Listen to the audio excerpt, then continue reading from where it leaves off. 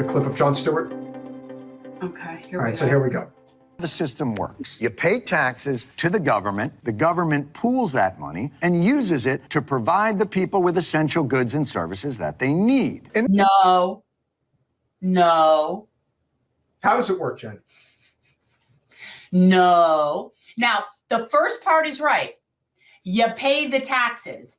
That is correct. We pay the taxes. Okay? The second part is incorrect. The government does not use those taxes to pay for anything. So why are we playing this? I feel like it's almost like a PragerU. No, it's Jon Stewart. I know, but he needs to learn MMT. Okay, well, that's what I said. Okay. He does need to learn MMT, but he's not completely off. He's half right. Okay, so let's think of it this way. Well, I'll MMT it for you people. So we pay the taxes in, and then we're just going to refer to everything as our collective resources. Okay. In this country, we've got a different system for getting the things we need. Take healthcare. We pay taxes to the government, and the government gives our money to a middleman, for-profit insurance companies or for-profit health providers. And the insurance companies provide health coverage in exchange for maybe some more money from us, and a deductible that covers not everything, certainly not your teeth or your skin or your eyes. It's a pretty good system if you own an insurance company.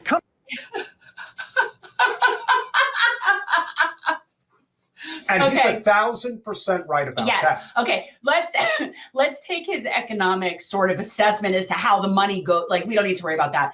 But that is so funny.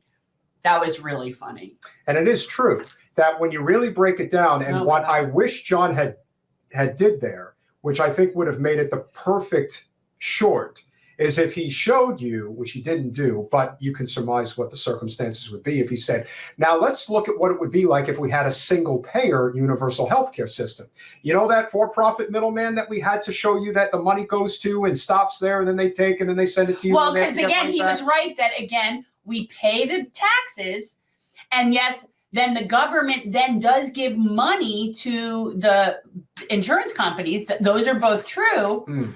But then those things are unrelated, though. You could just cut that out. You see, if you had a working government system, which again... I just don't want to be in trouble with Steve. Well, here's the thing. The misnomer is that it's government-run healthcare when it's government-funded healthcare. At this point, quite honestly, we need healthcare. We do. And seriously, at this point, healthcare run by anybody... other than these guys? ...is better. Because if it's run by people that aren't doing it for profit, but you're going to wait a long time. You're going to have issues. We wait anyway. Good God. We'll wait longer. We wait anyway. Okay, yeah, you'll wait longer. You know what, though? That's life in a civilization. That's how it works. You know what I mean? Yeah, it's very frustrating. Yes, and JD is correct. That money is simply printed into existence. We get that. Yeah, totally. Now, with that being said, we're not going to say Jon Stewart's knowledge. But what you're also showing is that the for-profit middleman has not only zero reason to exist, but they're double and triple and quadruple dipping into resources that have no reason to be there. That sounds like political consultants. So, talk about double dipping. Triple dipping, all that, working for more than one campaign at a time. Not just, I mean, come on. And let me tell you, they're really sleazy. Just like this system is really It is true. There's campaign consultants. When you think about it, it's very simple. If you're going to have a spent into existence. Correct. So if you have a government-funded system, the money from the government gets printed, goes out, it goes to the healthcare providers, and you pay as part of your taxes the recouping of that money. That's it. There doesn't need to be anything else. There doesn't need to be this slush fund that is the biggest drain on our economy. Right. Let them print the money and give it to healthcare providers. Why do you think they spend hundreds of millions of dollars every single election cycle between private insurance and big pharma? And the fact is, you would look at that number and say that's an astronomical number. Yeah, but you'd still get great returns.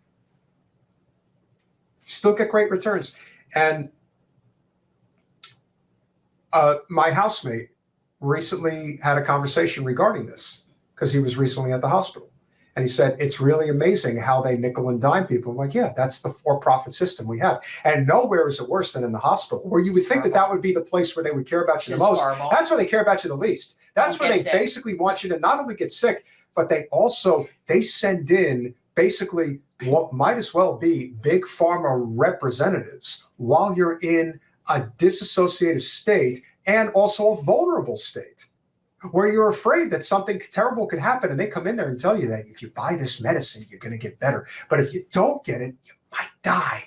Well, it's hard to know who to trust when there's a profit motive, which is why we have to remove the profit motive. And that would, and that's one of the things that, and when people who are still very focused on the COVID and how everyone handled COVID, like there's people that really have PTSD from COVID and that whole, how everything went. But, when you have, people trust a system, whether it's their government, what their government's telling them, what scientists are telling them, what people are telling them, you have to remove the profit motive.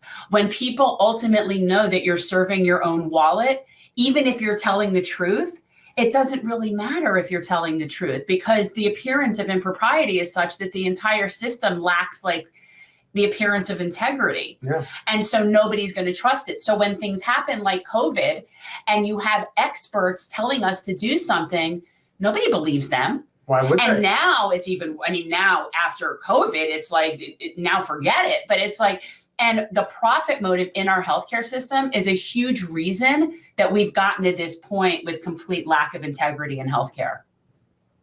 Here we go. Companies like United Health and Aetna collect 70% of their health plan revenue from government programs. Humana, 90%. These health plan businesses would not exist without our tax money. And it's not just healthcare. It's pharma, oil and gas, higher education. Taxpayers subsidize these industries who then take their profits and we still pay so-called free market rates for their product. It's a classic double dip. It is definitely a double dip, but again, we know it's not tax dollars. But yes, it is. It's totally a double dip. Mr. MMT, Danny Wyndham, Jon Stewart is wrong. It doesn't work that way. The government creates the money. Taxes are collected to control aggregate demand for goods and services. Absolutely. I've been saying it. It's not our tax dollars. Which is why, Danny, he's half wrong. He's not wrong that there is this for-profit middleman that gets stuck in the middle between us and the government-funded system. He's correct on the outbound portion of what's happening from the government. And I mean, it isn't that our tax. If you took out the whole thing about our taxes, that would have made a lot more sense. It's really irrelevant whether it's from taxes or collective resources or they print it into existence. It really doesn't matter. They work for us. It's our resources collectively, and it's not being used for us. It's being used for a few people to profit. The problem is it doesn't matter really where the money, that's kind of. No, I mean, yes, and it's not taxes. We know. But where it also becomes a problem is that there is this misnomer that our tax dollars is what funds the government. That's not how it works. No, not how this works. It does for state and local.